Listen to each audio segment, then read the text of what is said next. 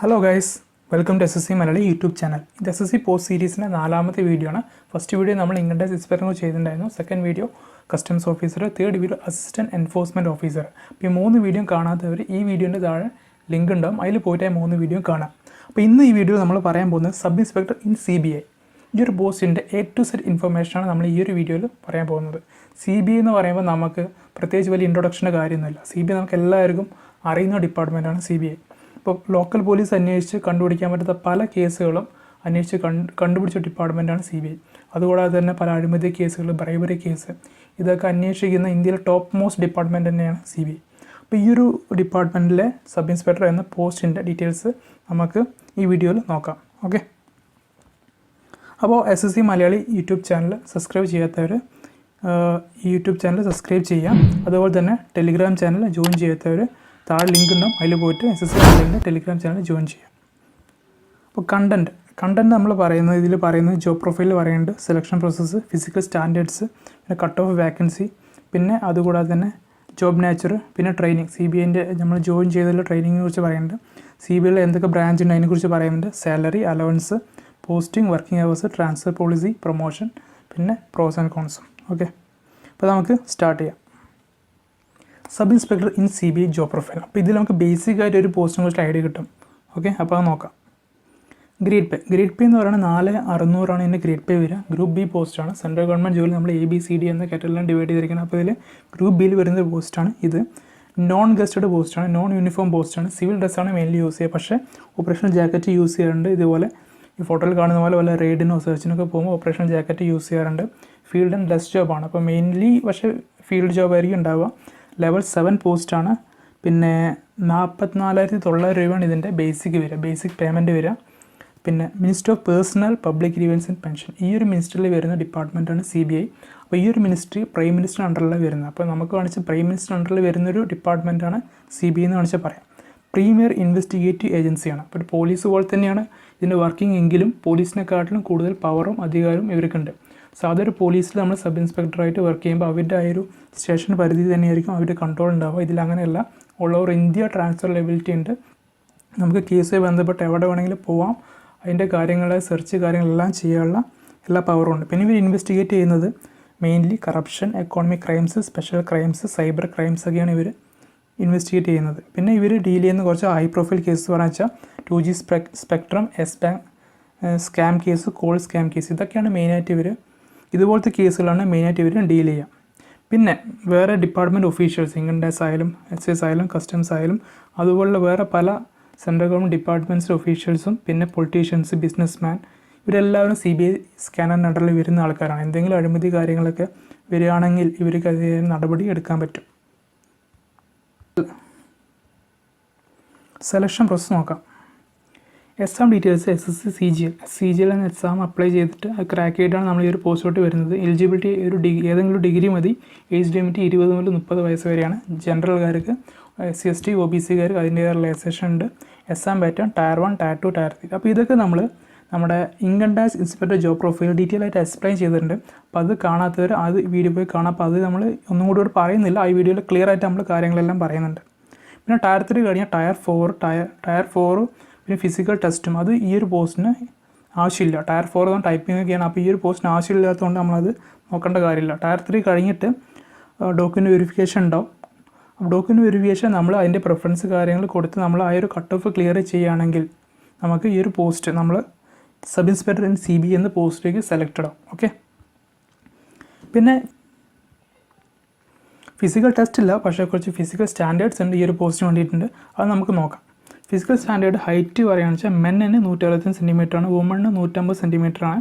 Relaxation ഉണ്ട് ഹിൽമാനും ട്രൈബൽസിനും 5 centimetre. അപ്പോൾ height എന്തായാലും നമ്മൾ നോക്കുക, കാരണം സെലക്റ്റഡ് ആയിട്ട് ഹൈറ്റ് നമ്മൾ ക്വാളിഫൈ ചെയ്യുന്നില്ലെങ്കിൽ പിന്നെ എന്തായാലും നമ്മൾ ഔട്ടാവും. അതുകൊണ്ട് ഹൈറ്റ് നമ്മൾ വെരിഫൈ ചെയ്തിട്ട് ഇതിന് വേണ്ടിയിട്ടുള്ള പോസ്റ്റ് പ്രിഫറൻസ് കൊടുക്കുക.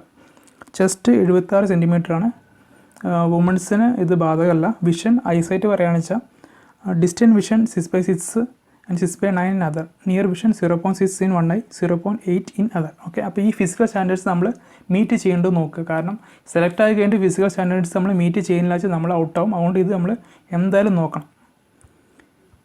ഇനി നമ്മൾ കട്ട് ഓഫ് നോക്കാം. കട്ട് ഓഫ് നോക്കുമ്പോൾ 2018 നമ്മൾ കട്ട് ഓഫ് പറയുന്നത് ടോട്ടൽ 700-ലാണ്. 2018 608.79 ജനറലിൻ്റെ. ഒ ബി സിൻ്റെ വരുന്ന 575.33. അതേപോലെ 2016-ലും 2017-ലും രണ്ടിലും 700-ലാണ്. 2018 നോർമലൈസ്ഡ് ആയതുകൊണ്ട് സാധാരണ എല്ലാവരുടെയും സ്കോർ കുറച്ച് കൂടാറുണ്ട്. ഓക്കെ, അപ്പോൾ കട്ട് ഓഫ് ഇതിൽ നമ്മൾ ഡീറ്റെയിൽ ആയിട്ട് നോക്കുക. പിന്നെ വാക്കൻസി പറയുകയാണെന്ന് വെച്ചാൽ 2015 ടോട്ടൽ വാക്കൻസി 99, 2016 117, 2017 52, 2018 11, 2019 ഇപ്പോൾ ഫൈനലായില്ല 10-8 57 വാക്കൻസിയാണ്. അപ്പോൾ വാക്കൻസിൻ്റെ ഐഡിയ പറയുകയാണെന്ന് വെച്ചാൽ ഏകദേശം ഒരു 50-100 ഇടയിലുള്ള വാക്കൻസി വരാൻ ചാൻസ് ഉണ്ട് എല്ലാ വർഷവും. അപ്പോൾ വാക്കൻസി നമ്മൾ വിചാരിക്കും ഇപ്പോൾ 2018-11 വാക്കൻസി ഉള്ളൂ. അപ്പോൾ ടോപ്പ് 20 തന്നെ നമുക്ക് വരണമെന്നൊക്കെ വിചാരിക്കാം. അപ്പോൾ എന്തായാലും നമുക്ക് നോക്കാം. 2018 ലാസ്റ്റ് റാങ്ക് നോക്കുകയാണെന്ന് വെച്ചാൽ ജനറലിന് ഒ ബി സിക്ക് വേക്കൻസി ഉണ്ടായിരുന്നുള്ളൂ. ജനറലിന് 5 വേക്കൻസിയും ഒ ബി സിക്ക് 6 വേക്കൻസി ആയിരുന്നു. പക്ഷേ ജനറലിൽ ഓൾ ഇന്ത്യ റാങ്ക് 515 റാങ്ക് കിട്ടിയ ആൾക്ക് ഈ ഒരു പോസ്റ്റ് കിട്ടിയിട്ടുണ്ട്. ഒ ബി സിക്ക് 2531. അപ്പോൾ ഇതാണ് നമുക്ക് ലാസ്റ്റ് റാങ്ക് അറിയാൻ കഴിയും 2018. അതേപോലെ 2019-ൻ്റെയും 2017-ൻ്റെയൊക്കെ ഏകദേശം ലാസ്റ്റ് റാങ്ക് വേക്കൻസി കൂടുന്നതനുസരിച്ചിട്ട് ലാസ്റ്റ് റാങ്ക് പുറകോട്ട് വരും. ട്രെയിനിങ് വളരെ ഇമ്പോർട്ടൻ്റ് ആണ് ഈ ഒരു പോസ്റ്റിനെ അപേക്ഷിച്ച്. കാരണം എന്താ വെച്ചാൽ വേറെ പല പോസ്റ്റിലും വേറെ പല സീരിയൽ പോസ്റ്റിലും 2-3 മാസം ട്രെയിനിങ് ഉണ്ടാവുള്ളൂ. പക്ഷേ ഇതിലൊരു 8 മാസം ട്രെയിനിങ് ഉണ്ടാവും. അപ്പോൾ അതിനെക്കുറിച്ച് നമുക്ക് നോക്കാം. ഇത് നടക്കുന്നത് CB അക്കാഡമിയിലാണ്, ഗസിയാബാദിലാണ്. അപ്പോൾ ഏകദേശം നമുക്ക് ഫൈനൽ റിസൾട്ട് വന്ന് 6-7 മാസത്തിനുള്ളിൽ നമുക്ക് ലെറ്റേഴ്സ് വരും. ഒരു ലെറ്റർ CB ഹെഡ് ക്വാർട്ടറിനും ഒരു ലെറ്റർ CB ട്രെയിനിങ് അക്കാഡമിയിൽ നമുക്ക് വരും. അതിലിപ്പോൾ നമുക്ക് മെഡിക്കൽ ഫോം ഉണ്ടാവും. അതിൽ നമ്മുടെ ഫിസിക്കൽ സ്റ്റാൻഡേർഡ്സൊക്കെ മെയിൻറ്റെയിൻ ചെയ്തിട്ട് നമ്മൾ എന്ത് ചെയ്യുക, ചീഫ് മെഡിക്കൽ ഓഫീസറിൽ ഫോം ഫില്ല് ചെയ്ത് പോവാം. അപ്പോൾ ഏകദേശം നമ്മൾ സെൻട്രലിൽ എത്തിയിട്ട് 2-3 ദിവസത്തിനുള്ളിൽ നമ്മൾ ട്രെയിനിങ് സ്റ്റാർട്ടാവും. അപ്പോൾ ഏകദേശം നമുക്ക് 32 മുതൽ 33 ആഴ്ച ട്രെയിനിങ് ഉണ്ടാവും. ഏകദേശം 8 മാസം ട്രെയിനിങ് ആയിരിക്കും ഉണ്ടാവുക. അപ്പോൾ അത് കണ്ടക്ട് ചെയ്യുന്നത് 2 ഫേസിലാണ്. ഫസ്റ്റ് ഫേസിൽ മെയിനായിട്ട് വരുന്നത് ക്ലാസ് റൂം ലെക്ചേഴ്സാണ്. അതായത് തിയറി ക്ലാസ് ആയിരിക്കും. ഒരു 7-8 മണിക്കൂറിൻ്റെ തിയറി എല്ലാ ദിവസവും ഉണ്ടാവും. അപ്പോൾ ഇതിൻ്റെ ഷെഡ്യൂൾ പറയുകയാണെന്ന് വെച്ചാൽ രാവിലെ നമുക്ക് PT ഉണ്ടാവും, പിന്നെ നമുക്ക് ബ്രേക്ക്ഫാസ്റ്റ്, പിന്നെ ലെക്ചർ രാവിലെ മുതൽ വൈകുന്നേരം വരെ ലെക്ചേഴ്സ് ഉണ്ടാവും. അതിനിടയിൽ ബ്രേക്ക് ഉണ്ടാവും. പിന്നെ അതിന് ശേഷം ഗെയിം ഉണ്ടാവും. പിന്നെ രാത്രി റോൾ കോള്. അങ്ങനത്തെ ഒരു ഏകദേശം ഒരു പോലീസ് ട്രെയിനിങ് അക്കാഡമീൻ്റെ ട്രെയിനിങ് തന്നെയായിരിക്കും ഉണ്ടാവുക. പിന്നെ ഇതിൽ മെയിനായിട്ട് പറയുന്നത് IEC Indian evidence act, CRPC criminal procedure code, IPC ഇതിന് 3 ആക്ടിനെ ബേസ് ചെയ്തിട്ടായിരിക്കും നമുക്ക് ബേസിക്കലി തിയറി ക്ലാസ് ഉണ്ടാവുക. പിന്നെ അതിന് ശേഷം ഫേസ് 1 കഴിഞ്ഞ് ഏകദേശം ഒരാഴ്ചനടുത്ത് നമുക്ക് അവിടെ നിന്ന് ഡയറക്ടർ അല്ലെങ്കിൽ എത്രയാണ് അപ്രൂവ് ചെയ്യുന്നത് അതിനനുസരിച്ച് ലീവ് ഉണ്ടാവും. അതിനുശേഷം നമുക്ക് ഫേസ് 2 സ്റ്റാർട്ട് ചെയ്യും. ഫേസ് 2-ൽ മെയിനായിട്ട് പറയുന്നത് അഡ്വാൻസ്ഡ് ക്ലാസ് ആയിരിക്കും. അതായത് കുറച്ചും കൂടി പ്രാക്ടിക്കൽ ആയിട്ടുള്ള ക്ലാസ് ആയിരിക്കും. നമ്മൾ സ്റ്റാർട്ടിങ്ങിൽ നമ്മൾ തിയറിറ്റിക്കലായിരുന്നു. അപ്പോൾ അതിന് കുറച്ച് പ്രാക്ടിക്കൽ ക്ലാസ് ആയിരിക്കും അഡ്വാൻസ്ഡ് ഫേസ് 2-ൽ ഉണ്ടാവുക. അതിൽ കുറച്ച് ഫീൽഡ് ട്രെയിനിങ് ഉണ്ടാവും. ഏകദേശം 10 ആഴ്ചൻ്റെ ക്ലാസ് ആയിരിക്കും സെക്കൻഡ് ഫേസിൽ ഉണ്ടാവുക. അപ്പോൾ അതിൽ നമുക്ക് ആർട്ടിഫിഷ്യൽ മർഡേഴ്സിനെ ക്രിയേറ്റ് ചെയ്തിട്ട് കുറച്ച് എവിഡൻസ് കളക്ഷൻ അങ്ങനത്തെ കുറച്ച് പ്രാക്ടിക്കൽ കാര്യങ്ങളായിരിക്കും ഉണ്ടാവുക.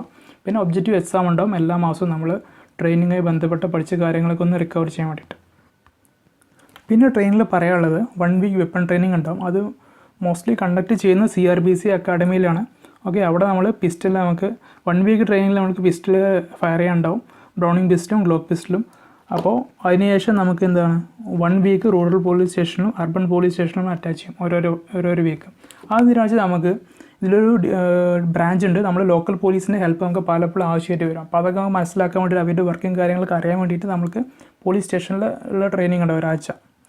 ഓക്കെ, അപ്പോൾ ട്രെയിനിങ്ങിനെ കുറിച്ച് അധികം പറയുകയാണെന്ന് വെച്ചാൽ അവിടെ നമ്മൾ പേഴ്സണൽ വെഹിക്കിൾസ് ഒന്നും യൂസ് ചെയ്യാൻ പറ്റില്ല. കാറ് ബൈക്കൊന്നും അതിൻ്റെ ഉള്ളിൽ യൂസ് ചെയ്യാൻ പറ്റില്ല. പിന്നെ അതിൻ്റെ ഉള്ളിൽ നല്ല ഫെസിലിറ്റി ഉണ്ട്. Volleyball court, basketball court, running track, synthetic running track ഉണ്ട്. പിന്നെ ലൈബ്രറി, ലാപ്ടോപ്പ് നമുക്ക് അവൈലബിൾ ആയിരിക്കും. നമുക്ക് ക്ലാസ് കാര്യങ്ങളൊക്കെ അറിയാൻ വേണ്ടിയിട്ടും കാണാൻ വേണ്ടിയിട്ടും. പിന്നെ നമുക്ക് നല്ല ലൈബ്രറി ഉണ്ടാവും. അങ്ങനെ ഒരു നല്ല ഫെസിലിറ്റി തന്നെയാണ്. നല്ല ഹോസ്റ്റൽ ഫെസിലിറ്റിയാണ്. അക്കോമഡേഷൻ നമുക്ക് പേയ്മെൻറ്റ് ചെയ്യേണ്ട കാര്യമില്ല. പക്ഷേ മെസ് ഫീസ് നമുക്ക് ബിയർ ചെയ്യേണ്ടി വരും. പിന്നെ ഒരു നല്ലൊരു ഗോൾഡൻ പീരീഡ് എന്ന് തന്നെ വെച്ച് പറയാം. നമുക്ക് ഈ ഒരു SIൻ്റെ കരിയറിൽ നല്ല ഗോൾഡൻ പീരീഡ് തന്നെയാണ് ട്രെയിനിങ്. പിന്നെ നമുക്ക് ഡിസിപ്ലിൻ മെയിൻറ്റെയിൻ ചെയ്യേണ്ടി വരും. പ്രോപ്പർ ഷേവിങ്, നെയിൽസ്, യൂണിഫോം ഇതൊക്കെ ക്ലീൻ ആയിരിക്കണം. പിന്നെ സാലറിൻ്റെ കാര്യം പറയുകയാണെന്ന് വെച്ചാൽ നമുക്ക് HR കിട്ടില്ല. പകരം basic, DA, special incentive allowance അതെല്ലാം കൂടിയിട്ട് ഏകദേശം 55 മുതൽ 60,000 രൂപേൻ്റെ അടുത്ത് നമുക്ക് സാലറി എല്ലാ മാസവും ട്രെയിനിങ് പീരീഡിൽ കിട്ടും. പിന്നെ ട്രെയിനിങ് കഴിഞ്ഞ് ഏകദേശം ലാസ്റ്റ് ആഴ്ച, അതായത് അവസാനത്തെ ആഴ്ച ആകുമ്പോൾ നമുക്ക് നമ്മുടെ പ്രിഫറൻസ് ചോദിക്കും. നമുക്ക് 3 ബ്രാഞ്ചും 3 ലൊക്കേഷനും നമുക്ക് പ്രിഫറൻസ് ചോദിക്കും. അത് നമുക്ക് കൊടുക്കാം. ബ്രാഞ്ചസ് ഏതൊക്കെയാണ് നമ്മൾക്ക് വരുന്ന സെക്ഷനിൽ പറയുന്നുണ്ട്. പിന്നെ ലൊക്കേഷനും അതേപോലെ നമുക്ക് ഏതൊക്കെ സോണാണ് കൊടുക്കേണ്ടത് അത് നമ്മൾ പറയുന്നുണ്ട്.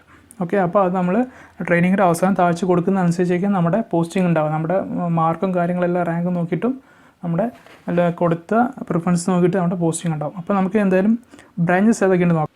Branches in CBI. ഫസ്റ്റ് നമ്മൾ പറയുകയാണെന്ന് വെച്ചാൽ ആൻറ്റി കറപ്ഷൻ ബ്യൂറോ. ഇതാണ് ഈ CBIയിലെ ഏറ്റവും പവർഫുൾ ആയിട്ടുള്ളൊരു ബ്യൂറോ അല്ലെങ്കിൽ ബ്രാഞ്ച്. പിന്നെ ഇത് ഏതൊക്കെ ലൊക്കേഷൻ ഉണ്ടോ CBIൻ്റെ ഓഫീസുണ്ടോ അവിടെ എല്ലാം ഏകദേശം നമുക്ക് ഈ ഒരു ബ്രാഞ്ച് കാണാൻ പറ്റും. പിന്നെ ഇവർ മെയിനായിട്ട് ഇൻവെസ്റ്റിഗേറ്റ് ചെയ്യുന്നത് കറപ്റ്റ് ഒഫീഷ്യൽസ് അല്ലെ പൊളിറ്റീഷ്യൻസ്. അപ്പോൾ കറപ്ഷൻ അല്ലെച്ചാൽ ഈ ഒരു കേസിലാണ് ഇവർ മെയിനായിട്ട് ഇൻ്റർഫിയർ ചെയ്യുക. പിന്നെ നമുക്ക് ഒഫീഷ്യൽസൊക്കെ ട്രാപ്പ് ചെയ്യാൻ വേണ്ടിയിട്ടുള്ള കാര്യങ്ങൾ പലതും ഇവർ ചെയ്യണ്ടാവും. അപ്പോൾ മെയിൻലി ഇവർ ഇൻവെസ്റ്റിഗേറ്റ് ചെയ്യുന്നത് കറപ്ഷനെ കുറിച്ചാണ്. പിന്നെ സ്പെഷ്യൽ ക്രൈം ബ്രാഞ്ച് ഇത് പറഞ്ഞു വെച്ചാൽ നമുക്ക് ഞാൻ പറഞ്ഞപ്പോൾ തെളിയിക്കാൻ പറ്റാത്ത പല കേസുകൾ അതൊക്കെ CBIക്ക് കൈമാറുന്നതൊക്കെ ഇവരാണ് അന്വേഷിക്കുക. മർഡർ, ഹോമിസൈഡ്, റേപ്പ് അങ്ങനത്തെ കേസ്. പക്ഷേ ഈ ഒരു സെക്ഷനിൽ നമുക്ക് എന്താ വെച്ചാൽ ട്രാവൽസ് കൂടുതലായിരിക്കും. കാരണം ഒരു കേസിൻ്റെ എവിഡൻസ് വേറെ പല പ്ലേസിൽ കാണിച്ചാൽ വേറെ സ്റ്റേറ്റ് നമുക്ക് ട്രാവൽ ചെയ്യേണ്ടി വരും, വേറെ സ്റ്റേറ്റിലോട്ട് ട്രാവൽ ചെയ്യേണ്ടി വരും, വേറെ ഏരിയയിലോട്ട് ട്രാവൽ ചെയ്യേണ്ടി വരും. അപ്പോൾ ഒരു ട്രാവൽ ആൻഡ് ടൂൾസ് കൂടുതലായിരിക്കും, ഡോക്യുമെൻറ്റേഷൻ വർക്ക് കുറവായിരിക്കും. ഒരു എക്സാമ്പിൾ പറഞ്ഞാൽ സിസ്റ്റർ അബേ കേസ്, ഇതൊക്കെ ഈ ഒരു ബ്രാഞ്ചിൽ വരുന്ന കേസാണ്. പിന്നെ അടുത്തത് എക്കോണമിക് ഒഫൻസ് ബ്രാഞ്ച്. ഈ ഒരു ബ്രാഞ്ചിൽ മെയിൻലി നമ്മൾ വളരെ ഹൈ ആയിട്ടുള്ള ഫൈനാൻഷ്യൽ കറപ്ഷൻസ് കാര്യങ്ങളൊക്കെ ഇൻവോൾവ് ചെയ്യുന്നൊരു ബ്രാഞ്ചാണിത്. അതൊക്കെ ഡീൽ ചെയ്യുന്ന കേസാണ്.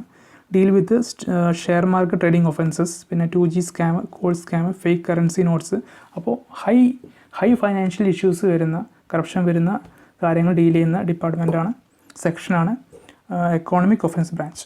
പിന്നെ അടുത്തത് സ്പെഷ്യൽ യൂണിറ്റ്. ഇത് ഏകദേശം ഒരു വിജിലൻസിനെ പോലെ പ്രവർത്തിക്കുന്ന യൂണിറ്റാണിത്. ഇത് ടാപ്പിംഗ് ഓഫ് മൊബൈൽ ഫോൺസ്, പിന്നെ സീക്രട്ട് സർവീലൻസ്. നമ്മൾ ഒബ്സർവ് ചെയ്യുക ആൾക്കാരല്ലച്ച ഏരിയനെ, ബിൽഡിങ്ങിനെ, ഇതൊക്കെ ഒബ്സർവ് ചെയ്യുന്ന രീതിയാണ് ഈ ഒരു സ്പെഷ്യൽ. പിന്നെ വാളയാർ കേസ് CBI ഏറ്റെടുത്തു. പിന്നെ അതേപോലെ നമ്മുടെ റെയിൽവേ ഒഫീഷ്യൽസിൻ്റെ കറപ്ഷൻ കേസ് ഇതൊക്കെ അന്വേഷിക്കുന്ന CBI ആണ്. പിന്നെയുള്ളതാണ് ആൻറ്റി കറപ്ഷൻ ബ്രാഞ്ച്. ഇത് നമ്മൾ സ്റ്റാർട്ടിങ്ങിൽ പറഞ്ഞതിന് ഡിഫറെൻ്റ് ആണ്. ഇവർ മെയിൻലി ഡീൽ ചെയ്യുന്നത് ഗവൺമെൻറ് പോളിസീസ് അല്ലച്ച സ്കീംസ് അല്ലച്ച ടെൻഡേഴ്സിൽ ഇതിലൊക്കെ എന്തെങ്കിലും കറപ്ഷൻ വന്നിട്ട് വെച്ചാൽ അത് അന്വേഷിക്കുന്ന ഡിപ്പാർട്ട്മെൻറ്റാണ് ആൻറ്റി കറപ്ഷൻ ബ്രാഞ്ച്. പിന്നെ ബാങ്ക് ഫ്രോഡ് ആൻഡ് സെക്യൂരിറ്റി. ഇതിൽ മെയിൻലി ബാങ്കുമായി റിലേറ്റഡ് ആയിട്ടുള്ള ട്രാൻസാക്ഷൻ അല്ലച്ച അതിൽ വല്ല ഫ്രോഡ് വല്ല സ്കാം ഉണ്ടെങ്കിൽ അത് അന്വേഷിക്കുന്ന സെക്ഷനാണ് bank fraud and security. Okay. പിന്നെ സൈബർ ക്രൈം, സൈബർ റിലേറ്റഡ് ആയിട്ടുള്ള ഇഷ്യൂസ് അല്ലച്ച കറപ്ഷൻ ഇതിലൊക്കെ നോക്കുന്ന ഡിപ്പാർട്ട്മെൻറ്റാണ് സൈബർ ക്രൈം ബ്രാഞ്ച്. ഈ നാച്ചർ ഓഫ് ജോബ് പറയാം. നമുക്ക് സ്റ്റാർട്ടിങ്ങിൽ നമ്മൾ ഇനീഷ്യലായിട്ട് നമ്മൾ SC ആയിട്ട് ട്രെയിനിങ് ഒക്കെ കഴിഞ്ഞു, പോസ്റ്റിംഗ് ആയാലും എന്തൊക്കെ നമ്മൾ ഡീൽ ചെയ്യേണ്ടത് നോക്കാം. സ്റ്റാർട്ടിങ് നമുക്ക് എന്തൊക്കെ ജോലി കിട്ടും. നമുക്ക് അതുപോലെ IOS അതായത് ഇൻവെസ്റ്റിഗേഷൻ ഓഫീസറിന് അസിസ്റ്റ് ചെയ്യേണ്ടി വരും.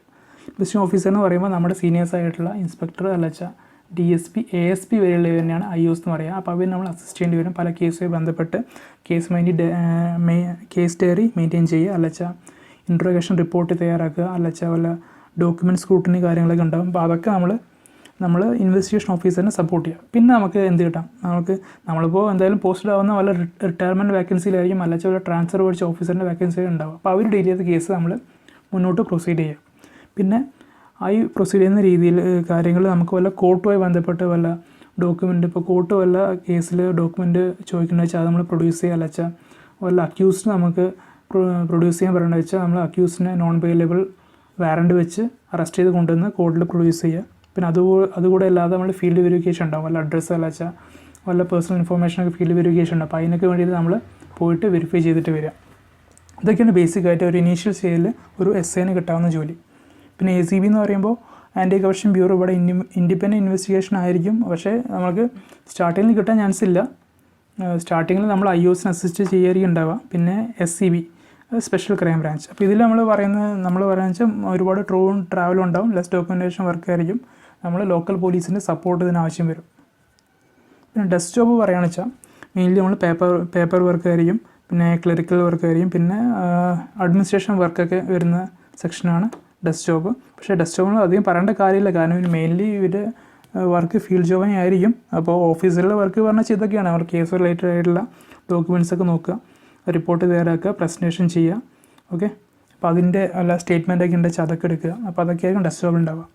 പിന്നെ ഫീൽഡ് ജോബിൽ പറയുകയാണെന്ന് വെച്ചാൽ നമുക്ക് സർപ്രൈസ് ചെക്ക് ഉണ്ടാവും, വല്ല കറപ്ഷനായി റിലേറ്റഡ് വല്ല കേസും കാര്യങ്ങളൊക്കെ ആരെങ്കിലും റിപ്പോർട്ട് ചെയ്ത് വെച്ചാൽ അതിൻ്റെ സർപ്രൈസ് ചെക്ക് ഉണ്ട് നമ്മൾ ഡിപ്പാർട്ട്മെൻറ്റിൽ പോയിട്ട്. പിന്നെ നമ്മൾ കോർട്ടിൽ പോയിട്ട് പ്രൊസീഡിങ് ഉണ്ട്. അപ്പോൾ വല്ല കേസുമായി ബന്ധപ്പെട്ട് വല്ല പ്രൊസീഡിങ്സ് നടക്കേണ്ടത് വെച്ചാൽ ഏകദേശം ഒരാഴ്ചയിൽ 5-6 പ്രാവശ്യം കോർട്ടിൽ പോകേണ്ട ആവശ്യം വരും. CBI കോർട്ടായിരിക്കും അല്ലച്ച CBI സ്പെഷ്യൽ കോർട്ടായിരിക്കും, അല്ലെങ്കിൽ ഹൈക്കോർട്ടായിരിക്കും, അല്ലെങ്കിൽ സുപ്രീം കോർട്ടായിരിക്കും. അപ്പോൾ ആ ഒരു കോർട്ടിൽ പോയിട്ട് ഇതിൻ്റെ ട്രയലിൽ പങ്കെടുക്കേണ്ടി വരും. പിന്നെ കോർട്ട് ആവശ്യപ്പെട്ട ഡോക്യുമെൻറ്റ്സ് സബ്മിറ്റ് ചെയ്യുക. പിന്നെ അക്യൂസൻ്റ് വെച്ചാൽ അവരെ കൊണ്ടുപോയിട്ട് പ്രൊഡ്യൂസ് ചെയ്യുക കോർട്ടിൽ. പിന്നെ പറയാവുന്ന ഫീൽഡ് ജോബ് എന്ന് വെച്ചാൽ പല കേസ് റിലേറ്റഡ് ഇൻഫർമേഷൻ ഉണ്ടാകും. അപ്പോൾ അത് അന്വേഷിക്കാൻ വേണ്ടി നമുക്ക് ബാങ്കിൽ പോകേണ്ടി വരും, അല്ലെങ്കിൽ പോലീസ് സ്റ്റേഷനിൽ പോകേണ്ടി വരും, അല്ലെങ്കിൽ വേറെ വല്ല ഏരിയയിൽ പോയിട്ട് ഇൻഫർമേഷൻ ഗ്യാദർ ചെയ്യാം. പിന്നെ പറയാവുന്നത് സർവീലൻസ് ആണ്.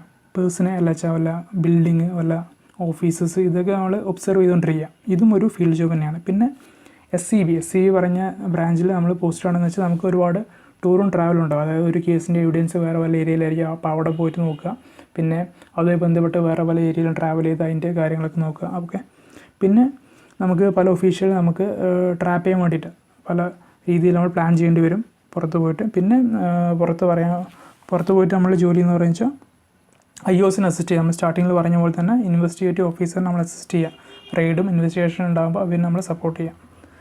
പിന്നെ നമ്മൾ സീക്രട്ട് ഇൻഫർമേഷൻ പലരും വെച്ചാൽ പല കാര്യങ്ങളും നമുക്ക് ആവശ്യമുണ്ടെന്ന് വെച്ചാൽ നമ്മൾ സീക്രട്ട് ഇൻഫർമേഷനൊക്കെ പോയിട്ട് കണ്ടുപിടിക്കുക. വല്ല അഡ്രസ്സ് ഉണ്ടാക്കേണ്ട പോയി വെരിഫൈ ചെയ്തിട്ട് വരും ഫീൽഡിൽ പോയിട്ട്. പിന്നെ സാലറി. അപ്പോൾ ഇതൊക്കെ നമുക്ക് സാലറി പറയാണ്ട്. സാലറി പറയുമ്പോൾ നമുക്ക് ബേസിക്കായിട്ട് പറയാം 44,900 പിന്നെ ഡിഫറൻസ് അലവൻസ് ഉണ്ടാവും 17% ഉണ്ടാവും. അത് ഏകദേശം ഒരു 7,633 രൂപ വരും. പിന്നെ HR നമുക്ക് 24%, 16%, 8%. XYZ അങ്ങ് സിറ്റീസ് ഡിപ്പെൻഡ് ചെയ്തിരിക്കും. നമ്മൾ കേരളത്തിലുള്ള YCT ആണ്, തിരുവനന്തപുരം കൊച്ചിയിലാണ് ഓഫീസുള്ളത്. അപ്പോൾ അവിടെ ഏകദേശം 7,184 രൂപ കിട്ടും. പിന്നെ നമുക്ക് എലിജിബിൾ ആയിട്ടുള്ള ക്വാർട്ടർ ടൈപ്പ് 3 ക്വാർട്ടറാണ്. ടൈപ്പ് 3 ക്വാർട്ടറിൽ പറയുമ്പോൾ 2 BHK ടൈപ്പ് ആയിരിക്കും നമുക്ക് എലിജിബിൾ ആയിട്ടുള്ള ക്വാർട്ടർ. പിന്നെ ട്രാൻസ്പോർട്ട് അലവൻസ് കുറച്ചുണ്ടാവും. പക്ഷേ ഇതിന് ബേസിക്കായിട്ട് അട്രാക്ഷൻ പറഞ്ഞ ചെയ്താണ് സ്പെഷ്യൽ ഇൻസെൻറ്റീവ് അലവൻസ് 20% ബേസിക്. ഇത് നമുക്ക് 1-2 പോസ്റ്റ് മാത്രമാണ് CGL കിട്ടാറുള്ളൂ. അതിലൊരു പോസ്റ്റാണ് sub inspector in CBI. 20% basic, ഏകദേശം 8,980 രൂപ നമുക്ക് എക്സ്ട്രാ കിട്ടും. ഓക്കെ. അപ്പോൾ ഏകദേശം നമ്മുടെ ഇൻഹാൻസ് സാലറി കൊച്ചിയിലോ ട്രിവാൻഡ്രത്തോ ആണെച്ചാൽ 65,000 മുതൽ 70,000 രൂപ വരും. പക്ഷേ നമ്മൾ SCT ആണെച്ചാൽ ഏകദേശം ഒരു 75,000 അല്ലെങ്കിൽ 72,000 രൂപേൻ്റെ മേലെയായിരിക്കും നമുക്ക് ഇൻഹാൻസ് സാലറി ഉണ്ടാവുക. പിന്നെ ഇതിൻ്റെ ഏറ്റവും വലിയ വേറെ പ്രത്യേകത എന്ന് വെച്ചാൽ 13 month സാലറിയാണ്. അപ്പോൾ അതും വളരെ ഇമ്പോർട്ടൻ്റ് ആയ കാര്യമാണ്. കാരണം വേറെ എല്ലാ പോസ്റ്റിലും നമുക്ക് 12 മാസം ശമ്പളം ഉണ്ടാവുക, ഇത് 13 month സാലറിയാണ് ഉണ്ടാവുക. ഏത് നമ്മുടെ ഒരു ഫൈനാൻഷ്യൽ ഇയർ കഴിഞ്ഞ് അടുത്ത ഇയർ സ്റ്റാർട്ട് ചെയ്യുമ്പോൾ, അതായത് ഏപ്രിൽ മാസം നമുക്ക് 13-ാം മാസം ശമ്പളം നമുക്ക് ക്രെഡിറ്റ് ആവും അക്കൗണ്ടിലോട്ട്. ഓക്കെ. അപ്പോൾ ഈ രണ്ട് കാര്യം വളരെ ഇമ്പോർട്ടൻ്റ് ആണ്, സ്പെഷ്യൽ ഇൻസെൻറ്റീവ് അലവൻസും 13 month സാലറിയും. പിന്നെ ഇതല്ലാതെ വേറെ എന്താ അലവൻസ് ഉണ്ട് നോക്കാം. നമുക്ക് ലീവ് ട്രാവൽ കൺസെഷൻ അലവൻസ് ഉണ്ട്. പിന്നെ സിം കാർഡ് ഫെസിലിറ്റി ഉണ്ട്. ഏകദേശം നമുക്ക് ഡിപ്പാർട്ട്മെൻറ്റ് ഒന്നില്ല നമുക്ക് സിം കാർഡ് തരും, അല്ലെങ്കിൽ 500 രൂപ നമ്മുടെ നിലവിൽ സിമ്മിൽ 500 രൂപ റീഇംബേഴ്സ് ചെയ്യും. പിന്നെ നമുക്ക് AC second class AC Rajdhani അല്ലെങ്കിൽ വേറെ എക്സ്പ്രസ്സിൽ നമുക്ക് ട്രാവൽ ചെയ്യാൻ പറ്റും. പിന്നെ നമ്മൾ ഫീൽഡിൽ പോകുകയാണെന്ന് വെച്ചാൽ നമുക്ക് 750 രൂപ ഹോട്ടലിൽ സ്റ്റേ ചെയ്യാനുള്ള ഒരു അലവൻസ് ഉണ്ട്. 800 രൂപ ഒരു ദിവസം ഫുഡിനുള്ള അലവൻസ് ഉണ്ട്. 225 രൂപ നമുക്ക് ലോക്കൽ ട്രാവലായിട്ടുള്ള അലവൻസ് ഉണ്ട്. അപ്പോൾ നമുക്ക് ഏകദേശം 1,700 രൂപ പെർ ഡേ നമുക്ക് ഫീൽഡിൽ പോകുമ്പോൾ കിട്ടും. നമുക്ക് ഇതിനെ പ്രത്യേകിച്ച് ബില്ലൊന്നും പ്രൊഡ്യൂസ് ചെയ്യേണ്ട കാര്യമില്ല. നമ്മൾ എത്ര ദിവസം ഫീൽഡിൽ പോയി അനുസരിച്ച് നമുക്ക് ക്രെഡിറ്റ് ആവും. പിന്നെ ചൈൽഡ് എഡ്യൂക്കേഷൻ അലവൻസ് ഉണ്ട് 27,000 പെർ അക്കാഡമിക് ഇയർ ആണ്. ഇതൊക്കെയാണ് വേറെ അലവൻസ്. പോസ്റ്റിംഗ് പറയുകയാണെന്ന് വെച്ചാൽ നമ്മുടെ ഹെഡ് ഓഫീസ് ഇതിൻ്റെ ഡൽഹിയിലാണ്. അപ്പോൾ ഏകദേശം 70-80 ബ്രാഞ്ചാണ് CBI ഓൾ ഓവർ ഇന്ത്യയിലുള്ള. അതിൽ 35-40 ബ്രാഞ്ച് ഏകദേശം സെക്ഷൻ വരുന്നത് ഡൽഹിയിലാണ്. ബാക്കിയുള്ള ബ്രാഞ്ചസാണ് വേറെ പല സോണിലായിട്ടുള്ളത്. അപ്പോൾ സോൺ ഏതൊക്കെയാണ് നോക്കാം. ഡൽഹി സോൺ ഉണ്ട്, ഭോപ്പാൽ സോൺ ഉണ്ട്, ലക്നൗ സോൺ ഉണ്ട്, ചണ്ഡീഗഡ് സോൺ ഉണ്ട്, പട്ന സോൺ ഉണ്ട്, കൊൽക്കത്ത സോൺ ഉണ്ട്, north east zone, Chennai zone, Hyderabad zone, Mumbai zone. അപ്പോൾ ചെന്നൈ സോണിലാണ് നമ്മുടെ കേരളത്തിൻ്റെ ഓഫീസ് വരുന്നത്. കേരളത്തിലുള്ള ഓഫീസ് കൊച്ചിയിലും ട്രിവാൻഡ്രത്തും ഉള്ളത്. കൊച്ചിയിൽ ACB ആണ്, ആൻറ്റി കറപ്ഷൻ ബ്യൂറോ. ട്രിവാൻഡ്രത്ത് SCB സ്പെഷ്യൽ ക്രൈം ബ്രാഞ്ച്. അപ്പോൾ കൊച്ചിയിലുള്ള ഓഫീസിൻ്റെ ഫോട്ടോ ആണ് നമ്മൾ കൊടുത്തിരിക്കുന്നത്. പിന്നെ ഇതാണ് നമ്മുടെ ഡൽഹിയിലുള്ള ഹെഡ് ഓഫീസ്. പിന്നെ അതല്ല സൗത്തിലുള്ള വേറെ ഓഫീസ് പറഞ്ഞാൽ ചെന്നൈയിൽ EOB ഉണ്ട്, എക്കോണമിക് ഒഫൻസ് ബ്യൂറോ. പിന്നെ MDMA പോളിസി ഡിവിഷൻ. ബാംഗ്ലൂരിൽ പിന്നെ BF&S ഉണ്ട്. അപ്പോൾ ഇതൊക്കെയാണ് സൗത്ത് ഇന്ത്യയിലും കേരളത്തിലുള്ള ഓഫീസസ്. പിന്നെ വർക്കിംഗ് അവേഴ്സ് ആൻഡ് ലീവ്സ് പറയുകയെന്ന് വെച്ചാൽ 5 day വർക്കിംഗ് ആയിരിക്കും ഡെസ്കിലാണെന്ന് വെച്ചാൽ. പക്ഷേ നമ്മൾ 5 day വർക്കിംഗ് എന്ന് പറയാൻ പറ്റില്ല, കാരണം നമുക്ക് 13 മാസം ശമ്പളം തരുന്നുണ്ട്. അപ്പോൾ അതിനനുസരിച്ചുള്ള വർക്കും അതിൽ ഉണ്ടാവണം. അപ്പോൾ മോസ്റ്റ്ലി നമുക്ക് സാറ്റർഡേ വർക്കിംഗ് തന്നെ ആയിരിക്കും. അപ്പോൾ Saturday Sunday leave central government ഉണ്ടെന്ന് പറഞ്ഞാലും CBI ആയതുകൊണ്ട് സാറ്റർഡേ വർക്കിങ്ങിനായിരിക്കും. ചിലപ്പോൾ സൺഡേ തന്നെ വർക്കിംഗ് ആയിരിക്കും. നമ്മൾ ഡീൽ ചെയ്യുന്ന കേസ് പോലെ ഇരിക്കും. പിന്നെ ഫീൽഡിലൊക്കെ ആകുമ്പോൾ നമുക്ക് ഇങ്ങനെ സാറ്റർഡേ സൺഡേ അങ്ങനെ ഓഫ് നോക്കാൻ പറ്റില്ല. കേസിൻ്റെ ആ ഒരു ഇമ്പോർട്ടൻസും കാര്യം അനുസരിച്ച് നമുക്ക് വർക്ക് ചെയ്യേണ്ടി വരും. പിന്നെ ട്രാവൽ ആൻഡ് ടൂറിങ് കൂടുതലായിരിക്കും SCBയിൽ. അപ്പോൾ നമുക്ക് ഒരിക്കലും ലീവ് നോക്കാൻ പറ്റില്ല. നമുക്ക് ഈ ഒരു കേസിന് ടൈം ലിമിറ്റും കാര്യങ്ങളും അനുസരിച്ച് വർക്ക് ഇടേണ്ടി തന്നെ വരും. കാരണം വെച്ചാൽ CBI ആഗ്രഹിക്കുന്നതെന്ന് വെച്ചാൽ ഞങ്ങൾ 24 മണിക്കൂറും അവർക്ക് ഡെഡിക്കേറ്റ് ചെയ്യാൻ പറ്റിയ അത്രയും നല്ലതെന്ന രീതിയിലാണ് CBI ആഗ്രഹിക്കുന്നത്. അപ്പോൾ അങ്ങനത്തെ ഡിപ്പാർട്ട്മെൻറ്റാണ് CBI. നമ്മൾ കൂടുതൽ വർക്ക് ചെയ്യാൻ തയ്യാറായിരിക്കണം. അങ്ങനത്തെ ഒരു ഡിപ്പാർട്ട്മെൻറ്റാണ് CBI. അപ്പോൾ അതൊക്കെ ഒന്ന് നോക്കിയിട്ട് വേണം നമ്മൾ ഈ ഒരു പോസ്റ്റ് എടുക്കാൻ. ലീവ് എന്ന് പറയുകയാണെന്ന് വെച്ചാൽ ഇയർ ലീവ് ഉണ്ട് 30 ഡേയ്സ്, ക്യാഷ്വൽ ലീവ് 8 ലീവ് ഉണ്ട്, half day leave 20 half day leave ഉണ്ട്. അപ്പോൾ ഇതൊക്കെയാണ് ലീവും വർക്കിംഗ് അവേഴ്സും കുറിച്ച് പറയാനുള്ളത്. ഓൾ ഇന്ത്യ ട്രാൻസ്ഫർ ലെബിലിറ്റിയാണ്, അതായത് ഇന്ത്യയിൽ എവിടേക്കാണ് നമുക്ക് ട്രാൻസ്ഫർ കിട്ടാൻ ചാൻസ് ഉണ്ട്. അക്കോർഡിംഗ് ടു റൂൾ 5 വർഷം ഒരു ബ്രാഞ്ചിലായിരിക്കും, 10 വർഷം ഒരു സ്റ്റേറ്റിലായിരിക്കും. പക്ഷേ പ്രാക്ടിക്കൽ കാര്യങ്ങൾ ഡിഫറൻ്റ് ആണ്. കാരണം നമുക്ക് ചിലപ്പോൾ ഒരു വർഷത്തിന് 3 ട്രാൻസ്ഫർ കിട്ടാം, അല്ലെങ്കിൽ 10-20 വർഷത്തിൽ 3 ട്രാൻസ്ഫർ വേണമെങ്കിൽ കിട്ടാം. പിന്നെ നമുക്ക് ഹാർഡ് പോസ്റ്റിംഗ് 2 വർഷം ഹാർഡ് പോസ്റ്റിങ്ങിൽ നമുക്ക് കിട്ടിയെന്ന് വെച്ചാൽ നമുക്ക് ഹോം പോസ്റ്റിന് അപ്ലൈ ചെയ്യാം, അല്ലെങ്കിൽ നോർമൽ പോസ്റ്റിങ്ങിൽ 3 വർഷം കഴിഞ്ഞാൽ നമുക്ക് ഹോം പോസ്റ്റിന് അപ്ലൈ ചെയ്യാം. പിന്നെ എല്ലാം നമുക്ക് ട്രാൻസ്ഫർ കിട്ടുന്നതെല്ലാം ആ ഒരു അവിടുത്തെ പോസ്റ്റിങ്ങും അവിടുത്തെ വേക്കൻസിയും പിന്നെ അപ്പോഴത്തെ കേസിൻ്റെ ഇമ്പോർട്ടൻസും കാര്യങ്ങളൊക്കെ നോക്കിയിട്ടായിരിക്കും നമുക്ക് ട്രാൻസ്ഫറും കാര്യങ്ങളും റെഡിയാവുക. പിന്നെ നമുക്ക് നോർമൽ ട്രാൻസ്ഫറിന് സീനിയോറിറ്റി ലൂസ് ചെയ്യില്ല. പിന്നെ ഈ ഒരു CBIൻ്റെ പ്രത്യേകത എന്ന് വെച്ചാൽ 50% പോസ്റ്റും ഡൽഹിയിലാണ്. കാരണം ഞാൻ പറഞ്ഞു 70-80 ബ്രാഞ്ചസിൽ 35-40 ബ്രാഞ്ചും ഡൽഹിയിലാണ്. അപ്പോൾ ഡൽഹിയിൽ കിട്ടാനുള്ള ചാൻസ് ആയിരിക്കും കൂടുതൽ. ബാക്കിയുള്ള സോണിലും ഉണ്ട്, പക്ഷേ കൂടുതൽ ചാൻസും ഡൽഹിയിൽ തന്നെ ആയിരിക്കും. പിന്നെ നോർമൽ ട്രാൻസ്ഫറിൽ 3 ചോയ്സ് കൊടുക്കും. 3 ചോയ്സിൽ നമുക്ക് അവിടെ വേക്കൻസി കാര്യം ഉണ്ടെച്ചാൽ നമുക്ക് അവിടെ ട്രാൻസ്ഫർ കിട്ടാൻ ചാൻസ് ഉണ്ട്. പിന്നെ ഡെപ്യൂട്ടേഷൻ പറയുകയാണെന്ന് വെച്ചാൽ CBIC, അതായത് എക്സൈസ്, CBDT, അതായത് ഇൻകം ടാക്സ്, പിന്നെ ബാങ്ക്, പിന്നെ വേറെ പോലീസ് ഡിപ്പാർട്ട്മെൻറ്റ്, ഇതിലൊക്കെയുള്ള എക്സ്പീരിയൻസ്ഡ് ആയ ആൾക്കാരെ നമുക്ക് എക്സ്പീരിയൻസ്ഡ് ആൾക്കാരുണ്ടെങ്കിലും CBIയിലോട്ട് വരാൻ പറ്റും. അതായത് CBI നോട്ടിഫിക്കേഷൻ ഇറക്കുമ്പോൾ നമുക്ക് വേണ്ട എക്സ്പീരിയൻസ് കാര്യങ്ങളൊക്കെ ഉണ്ടെങ്കിൽ ആ ഒരു നോട്ടിഫിക്കേഷൻ അപ്ലൈ ചെയ്ത് നമുക്ക് CBIയിലോട്ട് വരാൻ പറ്റും. പക്ഷേ ഒരിക്കലും CBI നമുക്ക് വേറെ ഡിപ്പാർട്ട്മെൻറ്റിലോട്ട് പോകാൻ പറ്റില്ല. വേറെ ഡിപ്പാർട്ട്മെൻറ്റിൽ നിന്ന്, അതായത് ഈ പറയുന്ന ഡിപ്പാർട്ട്മെൻറ്റിൽ നിന്നൊക്കെ CBIയിലോട്ട് വരാൻ പറ്റും. പ്രൊമോഷൻ പറയുന്നത് സബ് ഇൻസ്പെക്ടർ 5-6 വർഷം കൊണ്ട് ഇൻസ്പെക്ടർ ആവും. ഇൻസ്പെക്ടർ ആയിക്കഴിഞ്ഞാൽ പിന്നെ 10-12 വർഷം എടുക്കും DSP ആവാൻ. DSP ആയി കഴിഞ്ഞാൽ 5-6 വർഷത്ത് ASP ആവും. അത് കഴിഞ്ഞാൽ പിന്നെ SP ആവും 5-6 വർഷത്തിൽ. അപ്പോൾ ഇതാണ് ഇതിൻ്റെ പ്രൊമോഷൻ ആസ്പെക്ട്സ്. പിന്നെ പ്രൊമോഷൻ ഡിപ്പെൻഡ് ചെയ്യും അപ്പോഴത്തെ വേക്കൻസി. പിന്നെ ചിലപ്പോൾ ഒരുപാട് ഇൻസ്പെക്ടേഴ്സിന് ആവശ്യമുണ്ട് വെച്ചാൽ, കാരണം കേസ് കൂടാണ്, ഒരുപാട് ഇൻസ്പെക്ടറിന് ആവശ്യമുണ്ട് വെച്ചാൽ പെട്ടെന്ന് തന്നെ എല്ലാവരും പ്രൊമോട്ട് ആക്കാനും ചാൻസ് ഉണ്ട്. അപ്പോൾ അങ്ങനത്തെ എല്ലാ ഫാക്ടേഴ്സും ഡിപ്പെൻഡ് ചെയ്തിട്ടാണ് നമുക്ക് പ്രൊമോഷൻ കാര്യങ്ങൾ വരിക. പ്രോസ് ആൻഡ് കോൺസ്, അപ്പോൾ ഏകദേശം എല്ലാ ഡീറ്റെയിൽസ് ഞാൻ പറഞ്ഞിട്ടുണ്ട്. അപ്പോൾ ഇതും കൂടി നോക്കിയിട്ടാണ് ഞങ്ങൾക്ക് ഈ പോസ്റ്റ് പ്രിഫറൻസിൽ ഈ ഒരു പോസ്റ്റ് ഫില്ല് ചെയ്യണോ വേണ്ടോ എന്ന് തീരുമാനിക്കേണ്ടത്. ഓക്കെ, അപ്പോൾ നോക്കാം. ഹാൻഡ്സം സാലറി, തീർച്ചയായിട്ടും ഹാൻഡ്സം സാലറി തന്നെയാണ്. സ്പെഷ്യൽ ഇൻസെൻറ്റീവ് അലവൻസ് ഉണ്ട്, പ്ലസ് 13 മാസം ശമ്പളം ഉണ്ട്. അപ്പോൾ സാലറിയാണ് നിങ്ങൾ നോക്കേണ്ടതെന്ന് വെച്ചാൽ തീർച്ചയായും ഈ ഒരു പോസ്റ്റ് നിങ്ങൾക്ക് പറ്റിയൊരു പോസ്റ്റാണ്. പിന്നെ സോഷ്യൽ റെസ്പെക്റ്റ്, ഞങ്ങൾ CBIയിലാണ് വർക്ക് ചെയ്യുന്നത്, അതും ഇൻസ്പെക്ടർ അല്ലെങ്കിൽ സബ് ഇൻസ്പെക്ടറായിട്ട് വർക്ക് ചെയ്യുന്നത് വെച്ചാൽ അതിൻ്റെ ഒരു സോഷ്യൽ സ്റ്റാറ്റസ് തീർച്ചയായും നിങ്ങൾക്ക് എവിടെ പോലെ നിങ്ങൾക്ക് ഉണ്ടാവും. പിന്നെ പവർഫുൾ ജോലി, തീർച്ചയായും പവർഫുൾ ജോലി തന്നെയാണ്. കാരണം ഏകദേശം എല്ലാ പൊളിറ്റീഷ്യൻസ് അല്ല വെച്ചാൽ എല്ലാ ബിസിനസ്മാൻ അല്ല വെച്ചാൽ എല്ലാ ഡിപ്പാർട്ട്മെൻറ്റിലെ ആൾക്കാരും ഇവരുടെ സ്കാനറിൽ വരുന്ന ആൾക്കാരാണ്. അപ്പോൾ തീർച്ചയായിട്ടും അതിൻ്റെ പവർ ഇവർക്ക് തീർച്ചയായിട്ടും ഉണ്ടാവും. ഹൈലി അഡ്വഞ്ചറസ് ആയ ജോലിയാണ്. പല കേസും കാര്യങ്ങൾ ഡീൽ ചെയ്യുമ്പോൾ അഡ്വഞ്ചറസ് ആയിട്ട് പല കാര്യങ്ങളും ഉണ്ടാവും. ജോബ് സെക്യൂരിറ്റി ഉണ്ട്. തീർച്ചയായിട്ടും ഒരു സെൻട്രൽ ഗവൺമെൻറ് ജോലി ചെയ്യുമ്പോൾ അതിൻ്റെ സെക്യൂരിറ്റി ഞങ്ങൾക്ക് ഉണ്ട്.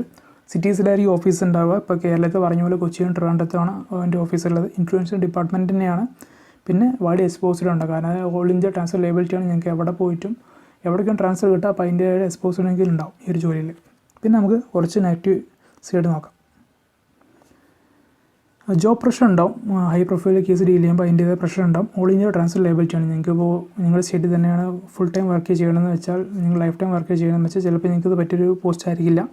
Work beyond office hours during raid and investigation, തീർച്ചയായിട്ടും ഇപ്പോൾ നമ്മൾ SCB അതായത് അതിലൊക്കെ പറയുമ്പോൾ ആ ഒരു ബ്രാഞ്ചിലൊക്കെ പറയുമ്പോൾ നിങ്ങൾക്ക് വേറെ സ്റ്റേറ്റിൽ പോയിട്ടല്ല വെച്ചാൽ ഒരുപാട് ട്രാവൽ ചെയ്തിട്ടൊക്കെ നിങ്ങൾക്ക് കേസ് അന്വേഷിക്കേണ്ടി വരും. അപ്പോൾ നിങ്ങളുടെ നോർമൽ വർക്കിംഗ് ടൈമിനെ ബാധിക്കാൻ ചാൻസ് ഉണ്ട്. Social life disturb due to long trips and high work load, അത് ശരിയാണ്. ഞാൻ പറഞ്ഞ വെച്ചാൽ ഇതിൽ പറയുന്നത് എന്താ വെച്ചാൽ നിങ്ങൾക്ക് CBI നിങ്ങൾക്ക് എന്താ പറയുക ഒരുപാട് വർക്ക് തരുന്ന ഡിപ്പാർട്ട്മെൻറ്റാണ്. അപ്പോൾ അതൊക്കെ നിങ്ങൾ നോക്കിയിട്ട് വർക്ക് ചെയ്യാൻ, അതുപോലെ നിങ്ങൾ വർക്ക് ചെയ്യുകയാണെങ്കിൽ തീർച്ചയായും നിങ്ങളുടെ ലൈഫ് ഫാമിലി ലൈഫ് കുറച്ച് ഇംബാലൻസ് ആവാൻ ചാൻസ് ഉണ്ട്. പിന്നെ CBIയിൽ ഷോർട്ടേജ് ഓഫ് റിസോഴ്സ്, അതായത് ചില ബ്രാഞ്ചസിലൊക്കെ റിസോഴ്സ് കുറവാണ്, സ്റ്റാഫ് കുറവാണ്, വെഹിക്കിൾസ് കുറവാണ്. അപ്പോൾ അതിൻ്റേതായ ബുദ്ധിമുട്ടും ഉണ്ടാവും. അപ്പോൾ ഇതൊക്കെയാണ് ഇതിൻ്റെ കുറച്ച് നെഗറ്റീവ് എഫക്ട്സ്. അപ്പോൾ ഇതൊക്കെ രണ്ടും ഡിസൈഡ് ചെയ്തിട്ട് വേണം നിങ്ങൾക്ക് ഈ ഒരു പോസ്റ്റ് ഫില്ല് ചെയ്യാൻ. ഓക്കെ, പിന്നെ കുറച്ച് എക്സ്ട്രാ പോയിൻറ്റ്സ് നോക്കുകയാണെന്ന് വെച്ചാൽ കളർ ബ്ലൈൻഡ്നെസ് സ്യൂറ്റബിൾ ആണെന്ന് കാണിച്ചിട്ടുണ്ട്. CGL 2020 വേക്കൻസി ലിസ്റ്റ് സ്യൂറ്റബിൾ എന്ന് കൊടുത്തിരിക്കുന്നത്. അപ്പോൾ അതനുസരിച്ച് ഞാൻ ഇവിടെ സ്യൂറ്റബിൾ ഫോർ കളർ ബ്ലൈൻഡ്നെസ് കാൻഡിഡേറ്റ്സും കൊടുത്തിരിക്കുന്നത്. പിന്നെ ഇൻ്റർവ്യൂ ഇല്ല. PWD കാൻഡിഡേറ്റ്സിന് സ്യൂറ്റബിൾ അല്ല. ഫിസിക്കലി ഹാൻഡിക്യാപ്ഡ് ആൾക്കാർക്ക് സ്യൂറ്റബിൾ അല്ല ഈ ഒരു പോസ്റ്റ്. Medical normal മെഡിക്കലാണ്. ഒരുപാട് ക്രിട്ടിക്കൽ ഇൽനെസ് ഉണ്ടാകാൻ പാടില്ല, അത്രേ ഉള്ളൂ. അതായത് ഇപ്പോൾ നമുക്ക് ജോയിനിങ് ലെറ്ററിൻ്റെ ഒപ്പം നമുക്ക് മെഡിക്കൽ കിട്ടുമല്ലോ. അപ്പോൾ മെഡിക്കൽ സ്റ്റാൻഡേർഡ്സ് ക്ലിയർ ആയിരിക്കണം. പറഞ്ഞ മെഡിക്കൽ സ്റ്റാൻഡേർഡ്സ് എന്തായാലും റെഡി ആയിരിക്കണം. പിന്നെ മെയിനായിട്ടുള്ള വലിയ ഇഷ്യൂസ് ഉണ്ടാകാൻ പാടില്ല. ഹേർട്ട് ഇഷ്യൂസ് അല്ലെങ്കിൽ അങ്ങനത്തെ വലിയ ഇഷ്യൂസ് ഉണ്ടാകാൻ പാടില്ല. നോർമൽ ഇഷ്യൂസ് ആണെങ്കിൽ കുഴപ്പമില്ല. വലിയ ഇഷ്യൂസ് ഉണ്ടാകാൻ പാടില്ല. കാരണം ഇവിടെ 8 മാസം ട്രെയിനിങ് ഉണ്ട്, ഫിസിക്കൽ ട്രെയിനിങ് ആയിരിക്കും. അപ്പോൾ അതുമായി ബന്ധപ്പെട്ട് നമ്മൾ ബോഡി ആപ്റ്റ് ആവുന്നൊരു ഹെൽത്ത് കണ്ടീഷൻ ആയിരിക്കും, അത്രേ ഉള്ളൂ. അപ്പോൾ ഇതൊക്കെയാണ് ഈ ഒരു പോസ്റ്റിനെ കുറിച്ച് പറയാനുള്ളത്. അപ്പോൾ SSC Malayali YouTube channel subscribe ചെയ്യാതെ ഇപ്പോൾ സബ്സ്ക്രൈബ് ചെയ്യുക. ഈ വീഡിയോ മാക്സിമം നിങ്ങൾ ഷെയർ ചെയ്യുക. മാക്സിമം പല ഗ്രൂപ്പിലോട്ടും പല ടെലിഗ്രാം ഗ്രൂപ്പ്, വാട്സപ്പ് ഗ്രൂപ്പ് എല്ലാ ഗ്രൂപ്പിലോട്ടും നിങ്ങൾ ഷെയർ ചെയ്യുക. ഓക്കെ, അപ്പോൾ ഇനി അടുത്തൊരു പോസ്റ്റിനെ കുറിച്ചുള്ള പുതിയൊരു വീഡിയോ ആയിട്ട് നമുക്ക് വീണ്ടും കാണാം. Thank you.